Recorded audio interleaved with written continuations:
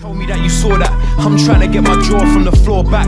Everybody fall back. How she bring light into the room, I can't ignore that. You can tell she got the key. Welcome to the Post-Urban UK event on the 15th of April 2023. Woo! Thank you for having me. What's your name? What's going on? Artistry, medium, paint me a picture. We want a bit of the depth in there. We want a bit of RGB colours. Okay. Paint me the picture. Okay. What's going on? My name's Broken Pen. Broken Pen. I'm a spoken word artist and a rapper. I also tattoo. I'm a youth support worker, graphic designer, animator, illustrator, fine art. Yes. Artist. Yes, mediums. Yeah, man. Yes. All of the creative stuffs. I love that. I'm so happy that also I said RGB as well, because I'm hoping you got that as well. Paint the colours in it. Paint the Fantastic. Yeah. Lovely. So we love a multi-diverse artist. What was your first passion or first medium of art or being a creative individual? What kind of led you to? I think my first medium of art was the spoken word, was like speaking. Right. So it's like, I'd say more like comedy, like making my auntie laugh was a full-time job. Like that was always my aim in life. It's gotta be a full-time job. Yeah, that's the relatives now. It was always my aim to make her laugh. So like I've always been a talker, a speaker. Nice. So throat chakra. Ooh, I've always been using my voice to like entertain people and stuff like that. So I guess that was like the first medium. Away from that, I think it was like drawing. Lovely. Yeah. So I was drawing, like I started drawing when I was like, I think like around 7.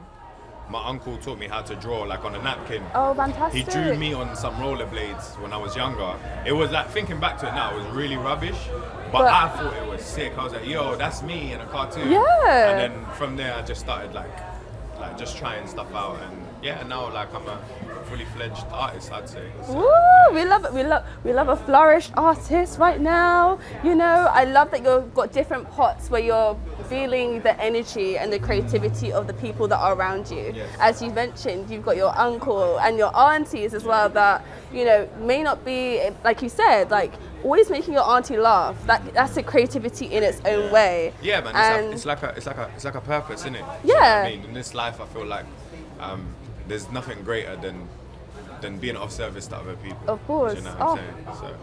Say it louder for the people in the back. There's nothing greater than being of service to other people. That's correct. Love it. Oh my gosh, sorry, I just felt the chills.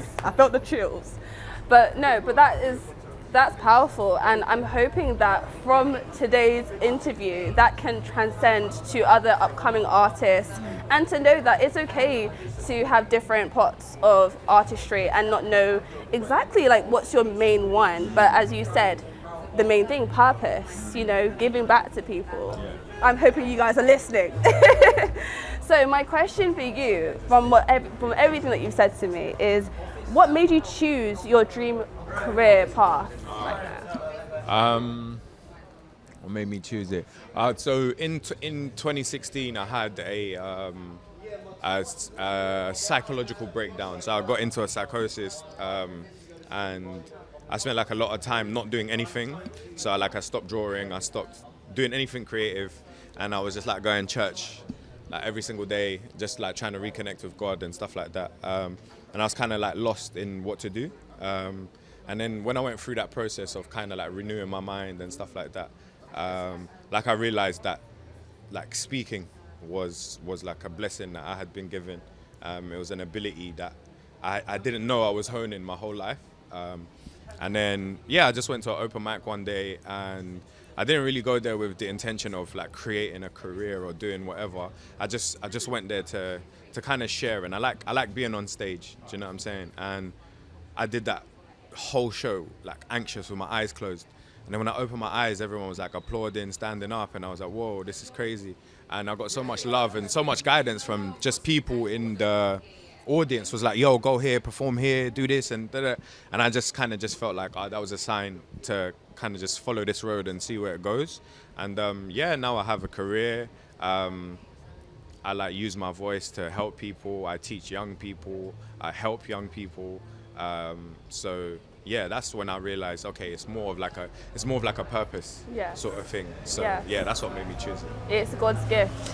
You're literally, you have found the reservoir, Yeah. and you're literally you've healed yourself. Yeah. It won't. Then again, It you're wasn't on me. your own. Yeah, Wasn't but me, it I was tell you it was the amazing force and the power of the Lord That's to bring the best out of you and to share it with others, which is Facts. a truly transcending gift. Yeah, it was mad. It was So, mad experience. sorry, I've got shivers. Oh my God, sorry, because That's the Holy Spirit. that's the whole God damn. on period. And with that gift, have you ever felt like you've needed to share that information, or have you maybe looked to others for information on how to kind of craft or hone that? What like you mean? Have I got any people that like inspire me and stuff? So yes, so from you crafting or you finding out that this is your power, like this is the gift that has allowed you to be released from the shackles of something that made you stagnant.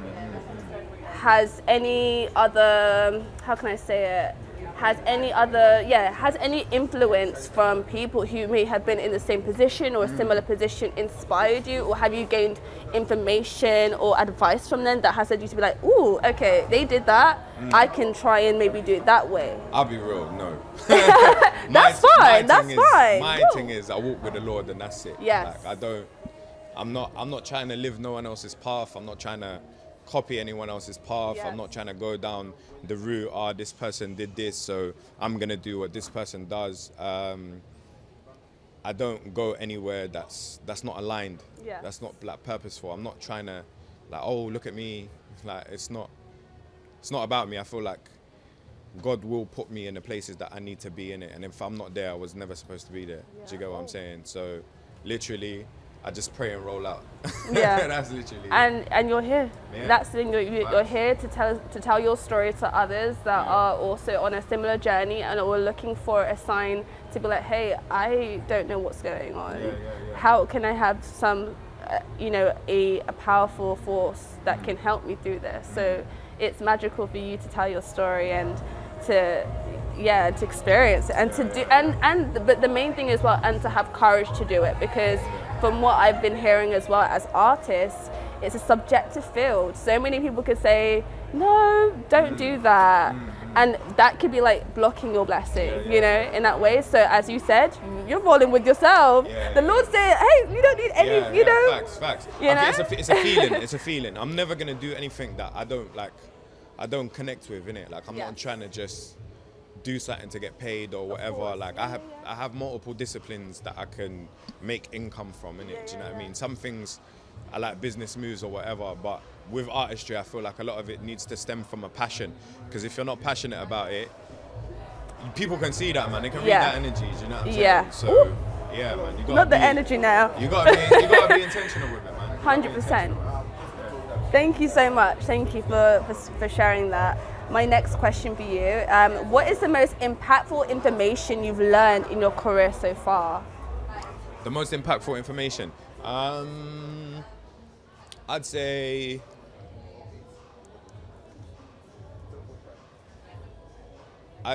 it would be a combination of a few things. So it would be, no matter where you go, where you get to, whatever, stay true to the reason why you do it. You need to have a reason why. Yeah.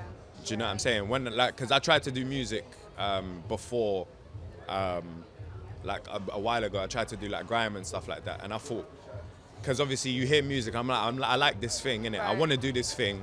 I don't really know why I want to do this thing, but I like this thing, so I'm going to try to do this thing. And then I saw that person do it like this, so let me try to do it how that person's doing it, and it didn't really align. Do you get what I'm saying? It brought like a lot of depressive feelings, because it was like I was chasing things and desires that is someone else's dream and someone else's purpose, so it doesn't align with me. So my body was rejecting the idea, so you start to feel kind of like, why is that not happening in that way? And then like I'd never done spoken word until I did it the first time, and I was like, oh, okay, cool, this makes sense. And so then my reason why became, because this is purposeful. When when I speak, I get a specific type of feedback from people that lets me know like I'm on the right path. Do you get what I'm saying? It's like even with music now, the way that I do music, it's not, music is not like a necessarily purposeful thing for me. It's a thing that I really enjoy. Through my purpose, I've learned to discipline myself enough within every craft to apply a certain level of discipline towards that thing in it. So it's like I like music. I'm gonna do music because I like it, but I'm not gonna compromise myself within music. I'm gonna align it to my purpose. So everything has to align back to my purpose. You get what I'm saying? So the biggest thing I learned, I guess, is why. Why do you do what you do in it? Yeah, like literally everything you have to know. Why? What is the purpose? Like if you're not stepping purposefully in all areas of your life, it can get very murky. Very murky. But would you say though that even though by you doing that, by you trying out something where you're like, hey, I like that interest, but hold on, that doesn't align with my values, what I wanna express. By you, if you never went on that road, never took that step, you wouldn't have recognized, actually that's not, I don't know that if I liked it or I didn't like it. So my message, my question from that observation, from what you've said is, you know, do you find it important to then try out these different things, even if it might not resonate to, as you said, if it might not align, but it's an interest. Do you find it that it's important to still try it out and then to feel concrete that, hey, that's not for me, or it is, or there's something there? In certain cases, if you can't hear, you must feel. So sometimes you have to go and you have to try. But in a lot of cases, I look at the foundation of a reason why. So if let's say, okay, cool, you're interested in fire.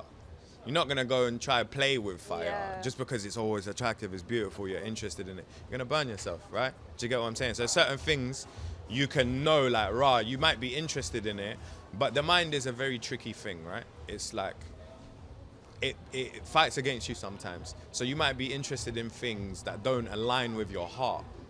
And your mind and your heart are constantly within a conflict. Do you get what I'm saying? And I feel like once you align with your heart, even though your mind has a thought, you can say, okay, I don't need to try that thing out because it doesn't sit well with me, within my heart. And so that's how you avoid that hard lesson. Sometimes you might need a hard lesson because you're not listening to your heart. But when you start learning, because it's a process, you start learning as you go through your life, make a few mistakes or whatever, and you're like, why do I keep doing that? And you're like, maybe I should listen to, and then you listen more, and then you don't make, like, you see someone else maybe go do the thing that you wanted to do, and they're exactly like you, and you might see similarities within yourself, and you're like, maybe if I did it like that, it could have been, obviously you'll never know because you never did it, but as long as you have peace with it and you sit with it, then that's all that matters. Do you get what I'm saying? No, so 100%. Yeah, I would say in some cases, definitely, if you need to try and you need to feel, go ahead. Do you know what I'm saying? But sometimes you just but you might get burned. But then sometimes you just know, innit? Like I do music, but I know there's no need for me to do drill. Even though I can do it. I know I can do drill. I know I can do drill. But there's something bigger behind. There's a bigger like picture. I don't have to do drill. Like that's not necessary. Like, like the BPMs interest me. Like the flows and whatever. But that's not my bag. I don't need to do that. Do you get what I'm saying? No, I get it. And you touched on something about, you know, once again, the murky waters and not aligning, and, you know, if you can't hear, you must feel. From feeling it, when people have decided to, you know, to embark into the murky woods, and they're thinking, you know what, I've made the wrong decision. This leads to my question: has there been a moment where you felt like you failed, but actually it ended up teaching you something really valuable? So see, you say that. So I don't look at it as I've failed. Because that's a very harsh self-criticism. I know, you know what I mean? So I agree. if I ever do something that doesn't go the way that I wanted it to, there's just it's a like lesson. a recalibration of the brain to understand that it was a lesson. It was necessary to go through that. But because you. you look at as winning all the time isn't necessarily always winning. Do you get what I'm saying? You might think you won in a situation because you did this thing and you got 2 bags for it. But then that 2 bags could come with a lot of trouble in it. Right. And then if you didn't get the 2 bags, that would have been the win. Yeah. So it's very subjective to the moment and the time. Do you get what I'm saying? So I get that. I don't think there's ever been a time where before like my kind of like stint with reconnecting to God and having faith, I would have looked at it like that. I would have had this like failure thing. Sometimes I get off stage and I think, oh man, like I could have done better, like the sound wasn't great, whatever. And these are just, I just look at them as like lessons to prepare me for the next opportunity. Because as long as I'm alive, I'm not finished. There's always a chance to be better and to push ourselves and to see our potential, to know that we have this gold in us. And that is like, hey, being honest with ourselves, knowing that like, hey, I could have done better, but it's like there's always the next day, another opportunity. But can you really do better than your best? Ooh, not me. You give me the question now. That's a very good question. As long as you did your best, you may have wanted to do better, true. but on that day, that could have been your best. And it's true, and I trust in God's timing because I think everything happens in good time. Like, as you said, you could have been really good on that day, but how do you know that in the next... Everything works for the greater good of God above, right? So, yeah, that's why I feel, that's why Rastafarians say everything alright. Because everything's actually alright if you deep it. Yeah, it's this true. What you choose to focus on. It's so true. This is so true. Oh my gosh. Okay, thank you for that. So in the music industry, or even in your different pots of gold, I'm now calling it pots of gold now. What is the biggest misconception about the people who work in your industry? I feel like a lot of people think that I'm not like approachable, or like you can't like chat to me or whatever.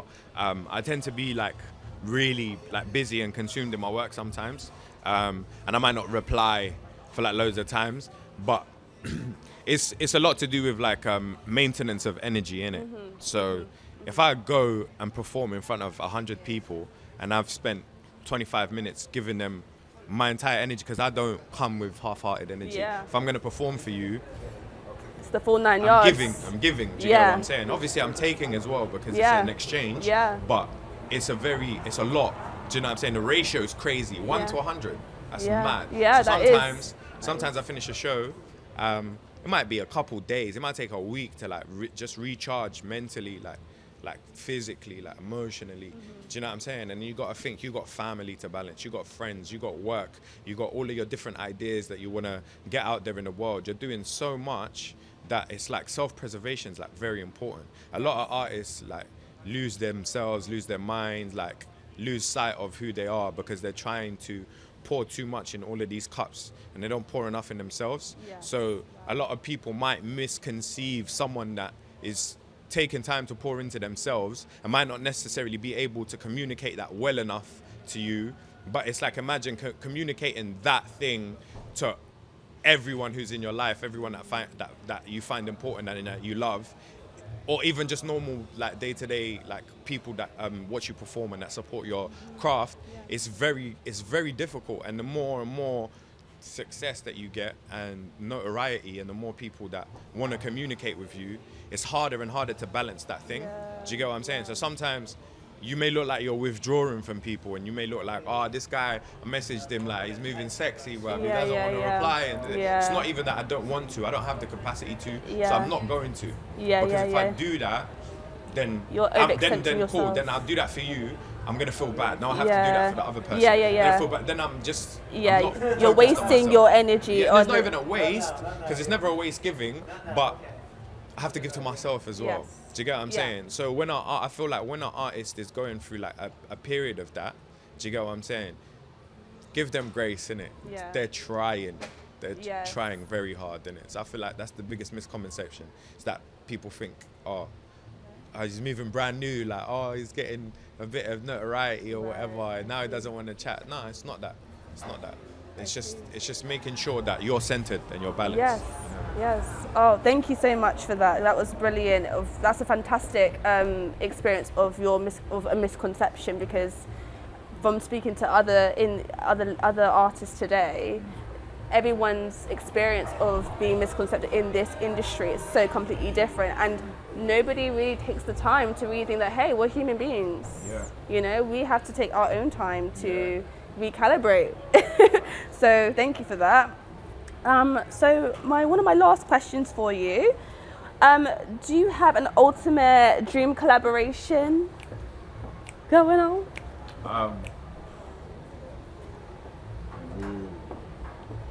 Crazy. Probably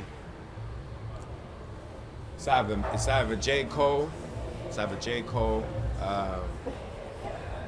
Eminem, Kendrick, Joyner Lucas. I could name. It's just man. The list can go on. The list can go on. But I feel like the one that would be most impactful would be J. Cole. Fantastic. I reckon we align in the sense of like the kind of messages we cover, the music that we make, the vibe that we put out there. Yeah. So that would be fantastic. That would be crazy. I can see that. I'm going to manifest that for you because it's going to happen.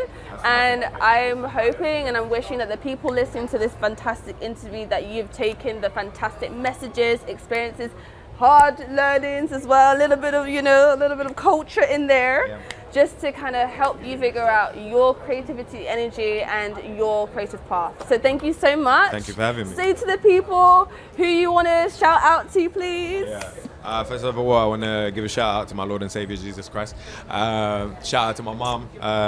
Mom, I love you. And just everyone that has supported me on my journey this far, has gotten me to where I am. Gives me reason to continue. And I think that's it. Just spread love and good vibes. Yeah! Woo! Thank you so much! Let me give you a hand. Thank you. Hang on, you don't want to see me snap like Thanos. Carnage. Hang on, you don't want to see me snap like. Holler at me if you ever need smart. Everything's blessings I came with. I don't feel places I made from. Viral flame, that's energy. Holler at me if you ever need. Everything's blessings I came with. I don't feel places I made from. Viral flame, that's energy. Where am I headed? Never the hell if I'm ahead of the message. And let me tell them my head is a prison.